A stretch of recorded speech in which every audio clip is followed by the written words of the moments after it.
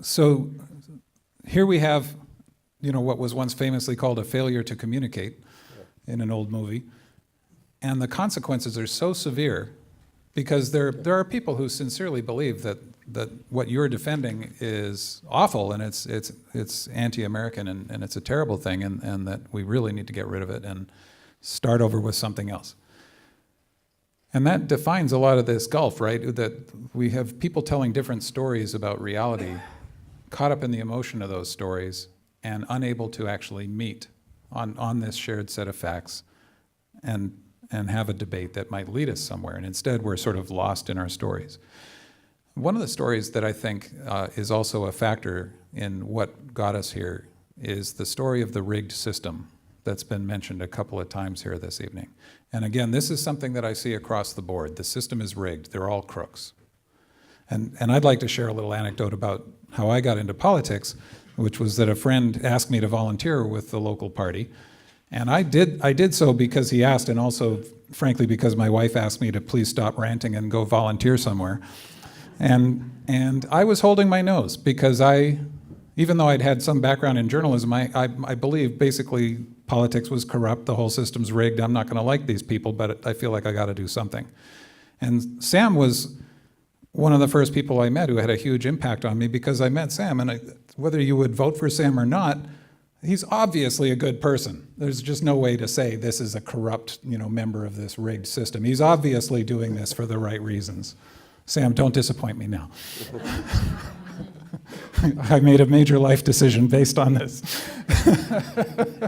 But it's true, and I think also I would suspect that all of us would agree that it's actually hard to find somebody involved in politics who's a crook. And people would be surprised at how few crooks there are in politics.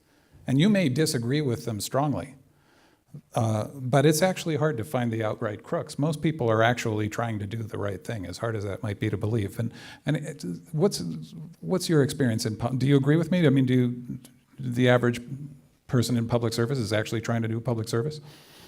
Yeah, I mean, there'd be, I think, very little reason to do it, frankly, if you weren't in it for the right reasons. Like, these guys can testify. It's pretty thankless, I think. And I remember, working with Cory Booker, with Mayor Booker, then Mayor Booker, and in the poorest sections of Newark, where there were new police stations and, right, he was doing fatherhood clinics and sponsoring Thanksgiving dinners.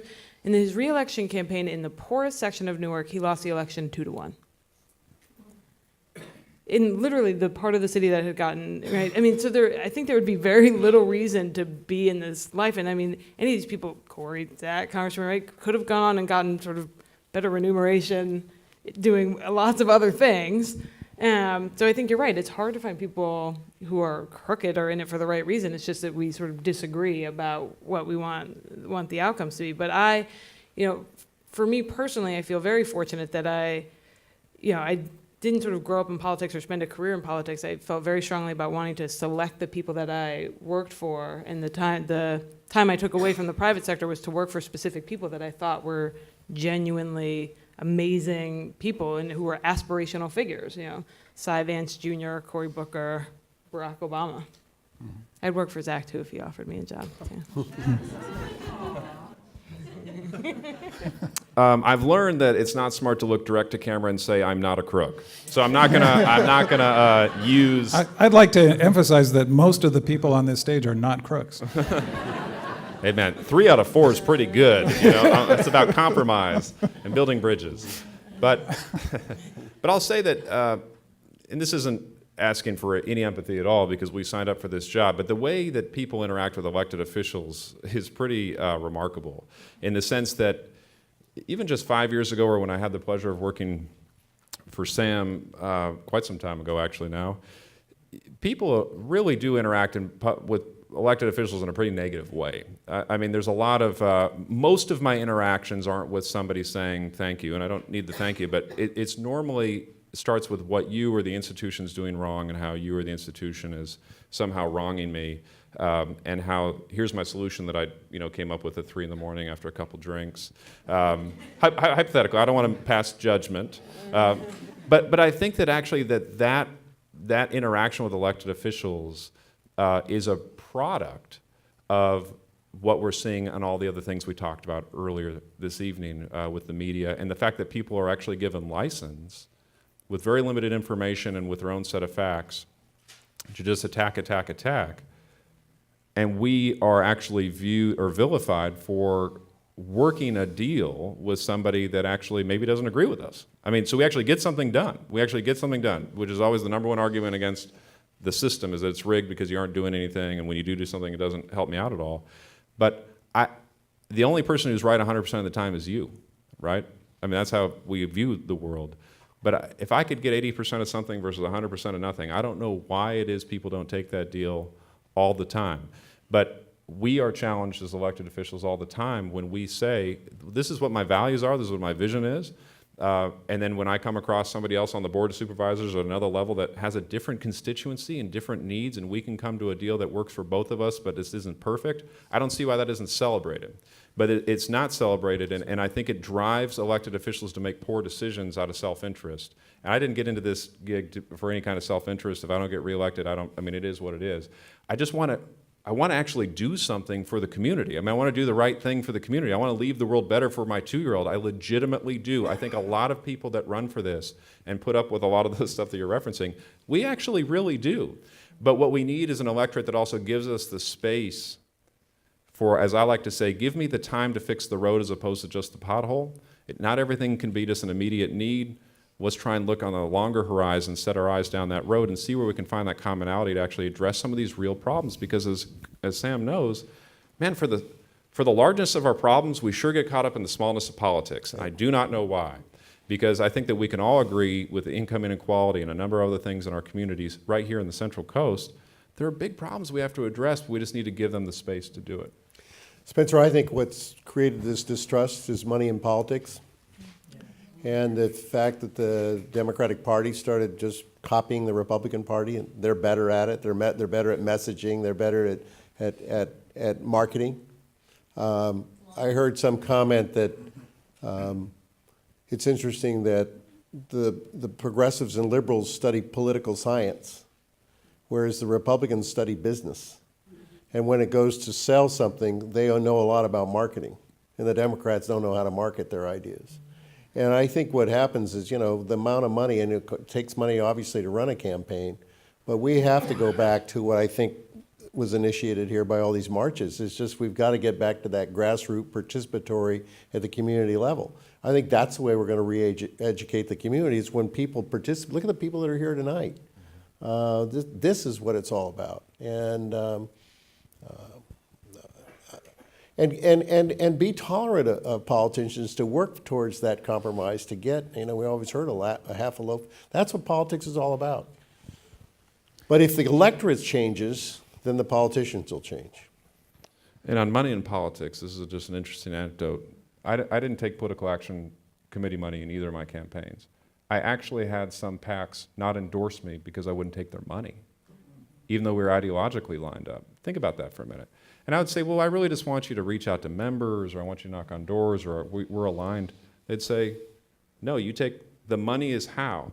And think about that for a minute, that I would think that you would want elected officials to not be taking large checks from sort of an unknown, I mean, you might know the organization, but you don't know how these decisions are made, usually made by executive committees, whatever it may be. But that was surprising for me, even working in national politics, that you would have PACs. I mean, organizations some of you may be members of, that wouldn't even endorse a candidate because that candidate wouldn't take the money. Well, it's a problem, right? I mean, if you won't take the money, where's the leverage? I mean, that's the cynicism, that's the problem. But then again, I think that everybody is moving toward this entrenchment. That's my concern, where even my own side, I really did take a step back. And I got to tell you, I heard from political consultant after political consultant after political consultant, none of the electorate cares about campaign finance reform. Nobody will care if you take the money. You just got to take the money. And I said, I totally disagree.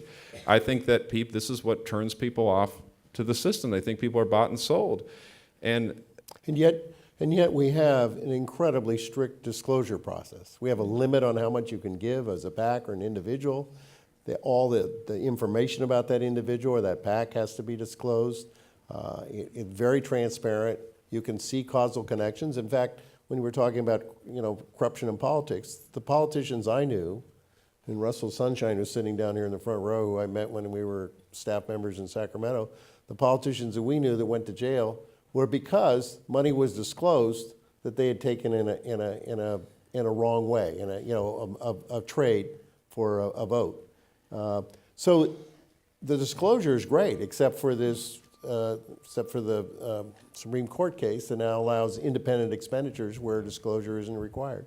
But I think that adds to the cynicism of that politicians and the system is broken and corrupt. And I would say, as someone who works in marketing, that marketing and money in politics comes together to a point now where I think it's become truly pathological, where a lot of the point of it is not to raise money to make political change. It's just to raise money. And you raise money by making people angry and afraid. So we see people now who have no serious interest in advancing any kind of policy solution. They are just going to bombard you with emails every day that scare you and make you angry. So you'll donate money. And then the money doesn't actually go towards anything except sending out more emails and making you more angry and afraid. And one thing that I would like to contribute is that I feel like a lot of us feel like we understand the power of marketing, and I would say from working inside the business, I'm not sure everybody does. I'm not sure everybody understands just how powerful it is in shaping your worldview and what you think is true. And one anecdote I tell frequently when I'm talking about this to groups is this. I ask people, did you know that Marlboro cigarettes used to be a ladies' cigarette brand? And one day in the 50s, they decided to rebrand it as a man's cigarette brand. And we all grew up with the Marlboro Man and accept that. That's, of course, Marlboro's a man's cigarette, cowboys. And marketing can often make you just change the way you see everything. You can take the money out of the politics simply through participation regularly, not once every 4 years and once every 8 years because you got mad or you got behind somebody you believe in.